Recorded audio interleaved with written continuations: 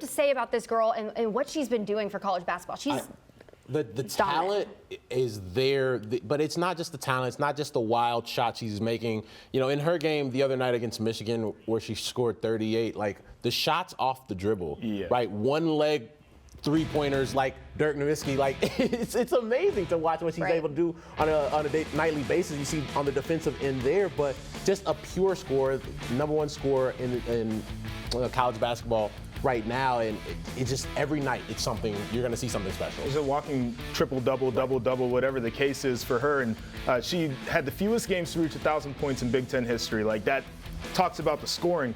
But you also start to peel back the onion and do a little bit of research on Caitlin Clark, and you realize her journey, too, is that she has never felt like there was a challenge that was too big.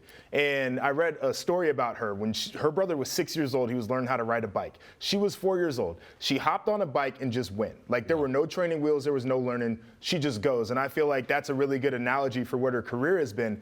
It's been phenomenal. And then her journey to get to Iowa, because I believe she grew up in the state of Iowa, but she had offers from everybody. She was a top 5 recruit.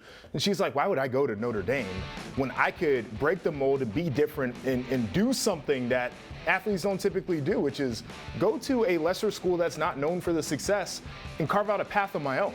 And so I got a ton of respect for her for doing that as well.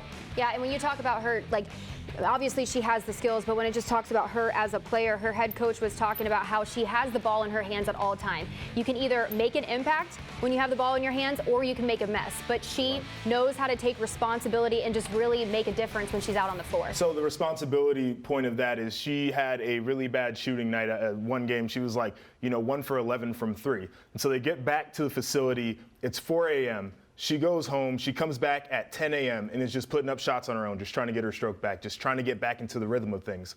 That's that ultimate accountability. And so that's what you want out of your leader as well. When you know she's going to have the ball a ton, you want to make sure it's somebody that you can really count on. And so she buys into the other aspect, too, of being a great leader and making her teammates better, which sometimes the stars don't want to do all that. Elite scorer, elite facilitator, and being able to get your team involved when you're not having that great shooting night is amazing. But also, if you're an executive in the WNBA, you're just like, that is a superstar. She's only a in sophomore. The making. Right. And the maturity that she's showing in her game, it's crazy. But with that, I mean, looking at her future in college, what do you think her ceiling is? Superstar. Superstar. You look at the star power you have in the WNBA now, people like Asia Wilson coming out, Sabrina Ionescu, like that, she fits right into that lane. Yeah, it's multiple National Player of the Year awards, but also in the world that we're in, and she's in a smaller market out there in the Quad Cities in Iowa, but you have a really good opportunity right now to market yourself, and she's been in touch with a guy like Kevin Durant, who's trying to help her figure those things out, and she's doing some NIL deals. Like, I really feel like she's got a great opportunity to really grow a brand. What a crazy year for her. Like, I'm sure she wasn't even expecting to have this. KD, LeBron James is showing her praise, some of the greatest in the NBA. I mean, good for her.